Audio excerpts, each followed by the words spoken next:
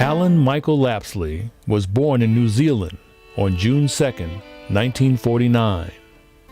I was born and brought up in New Zealand, this very small country. And my parents, in terms of a developed country, were quite poor. So I remember hard work, lack of money, but not poverty in the sense of ever having gone to bed hungry.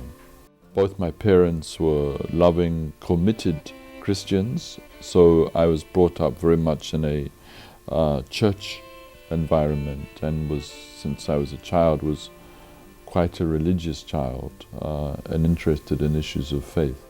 His interest in issues of faith grew into a calling, and at the age of 17, he traveled to Australia to become a priest in the Anglican Church. At the end of high school, I went to begin my training to be a priest. In some ways, when I look back, it's quite amazing that they actually permitted me at the age of 17 to leave the country, go to another country, and to train to be a priest. Michael Lapsley joined the Anglican religious community in Australia in 1967. In 1971, he took his vows in the Society of the Sacred Mission. Lapsley was ordained as a priest in 1973. In that same year, the community chose to transfer him to South Africa to enroll in undergraduate studies in the city of Durban. It was in South Africa that Father Michael's life would be changed forever. Nothing prepared me for South Africa. I had read and read and read, and yet I'd understood nothing as I look back. And I suppose I thought that when I arrived in South Africa, I'd find three groups of people: the oppressed, the oppressor, and, if you like, the human race that I would belong to. And I often say that when I arrived in South Africa, I stopped being a human being and I became a white man.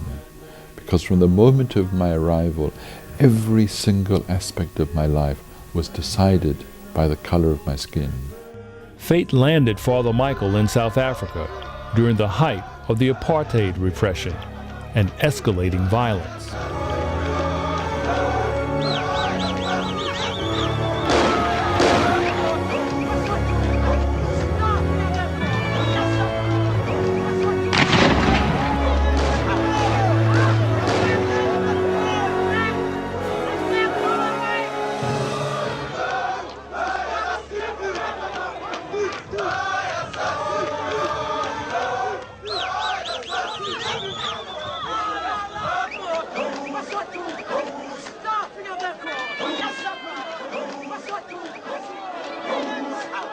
Far from being an ordinary student, his appointment as chaplain to both white students and black students on 3 campuses gave him a unique perspective. I wasn't simply living in this white cocoon of white privilege, but I was seeing day by day and relating to people who were at the receiving end of racial oppression. And feeling its wrongness and its injustice. For Father Michael, this would be a test of faith. What does a man of God do in the face of injustice? From earliest childhood, had an understanding of Christianity that meant that all human beings were made in God's image and likeness. All human beings had value simply because we're human. My experience from the day I arrived in South Africa was this was the very opposite of Christianity, because here was a society in which all value derived from the color of your skin, not from the commonness of your humanity. While theological questions of right and wrong, good and evil, swirled in his mind, Father Michael was faced with a very practical question of which side was he on, the oppressed or the oppressor? In a way, I suppose, from the beginning, I guess I had, in a crude sense, 2 choices: beat them or join them. And I guess in my heart of hearts, I decided to beat them. Ever increasingly, my life became committed to ending that system. Over the next 3 years, Father Michael spoke out against the injustices of apartheid and became active in the anti-apartheid movement.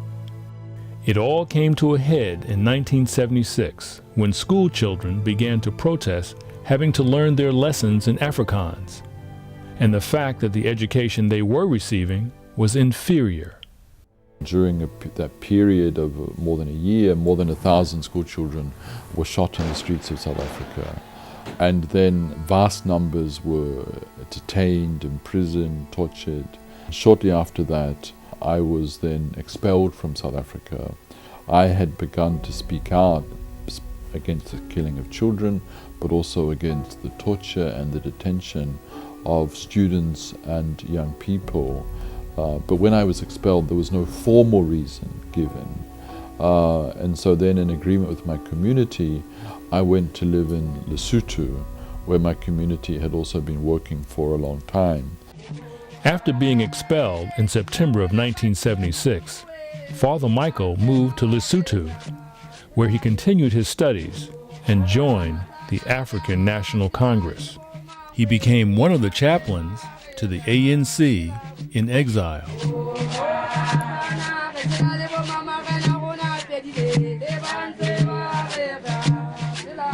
Philosophically, ideologically, theologically, I was immensely attracted immediately to the ANC. The stumbling block was that I was a committed pacifist, and the ANC, after 50 years of non-violent struggle, had actually opted for arms.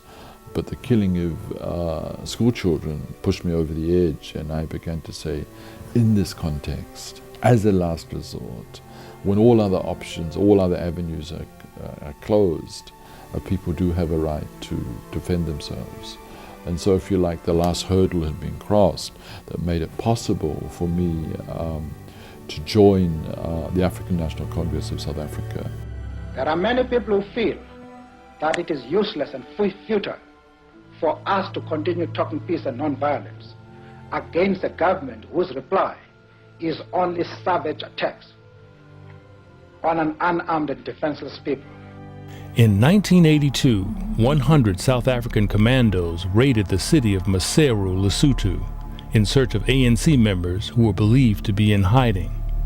42 people were killed, including 5 women and 2 children. After the attack, Father Michael moved to Zimbabwe. As years passed, we became the hunted. By the time I left Lesotho, you never drove a car without looking underneath it to see whether a bomb had been placed there. It was in Zimbabwe in 1990, 3 months after ANC leader Nelson Mandela's release from prison, that Father Michael was sent a letter bomb by the apartheid regime. It was hidden inside of 2 religious magazines. He lost both hands and sight in one eye in the blast and was seriously burned. We know that it was part of the machinery of the apartheid state. It wasn't an individual act, but it was part of the machineries of death of the apartheid state that endured beyond 1990. The act of opening the magazine was the detonating device for a bomb. I can still remember what happened. The actual explosion, there's still something with me. I remember pain of a scale that I didn't think a human being could ever experience. I remember going into darkness, being thrown backwards by the force of the bomb. The exact angle saved my life that I opened it. I opened it on a small coffee table. If I'd opened it in something like this, a table like this, it would have killed me because it would have knocked out the heart or knocked off the head. I've always been clear that the person I hold responsible ultimately for my bombing is F.W. de Klerk.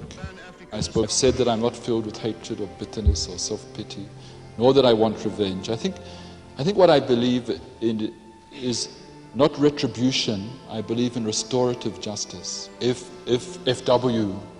was to come to me, or the person who made the bomb was to come to me and said, I'm sorry for what I did, and I want your forgiveness, and this is what I am now doing in the way of reparation, not to me personally, but to our country and our people. These are the kinds of things I'm doing to heal our land. then of course one would say, of course, yes, forgiveness. There would not be a problem about that.